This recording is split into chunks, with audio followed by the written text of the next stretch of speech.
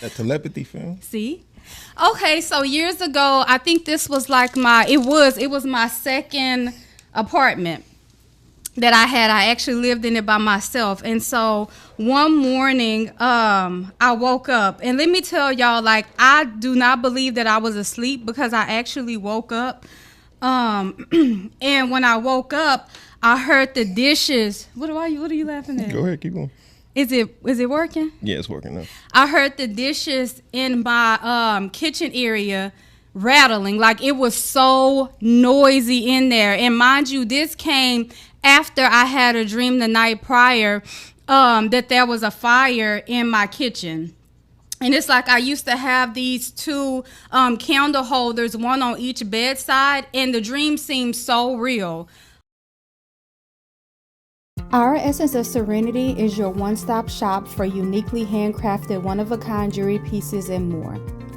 We utilize our intuition and creativity to handcraft each piece with the highest vibrations and healing properties.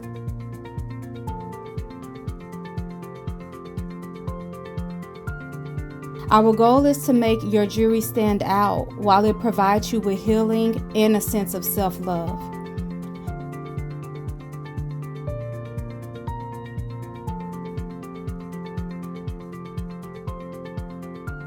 Check out our website, www.ouressenceofserenity.net, to get the creation created with you in mind today.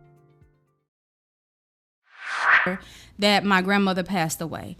And at the time of her transitioning on, she actually did her hospice care at our home.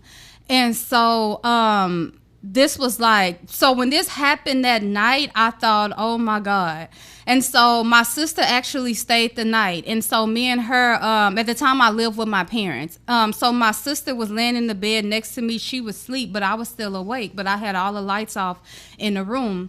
And so she woke up. And I guess whichever colors you want to use.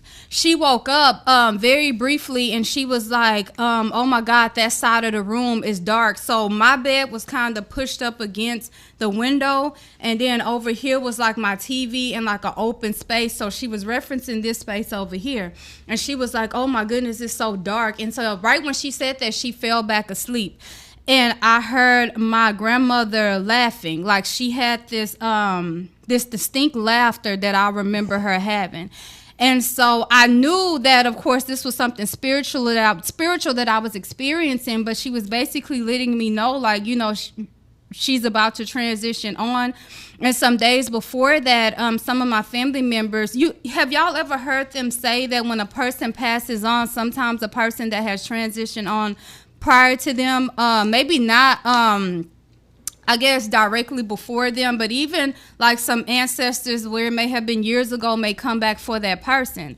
Well, her mom, one of my dad's aunts, I believe, saw her mom in a corner in the living room where we had her hospice bed set up. That was days prior.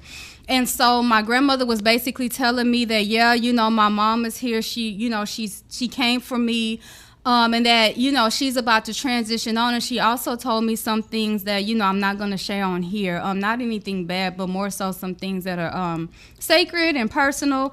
And so I'm laying in the bed and I'm thinking to myself, oh my God. In my mind, I'm thinking, oh my God, like, she's transitioned on. And I'm like, do I go wake my dad up out his sleep and tell him, like, what do I do? But needless to say, she did not. But I want to say either that next day or the day after she did transition.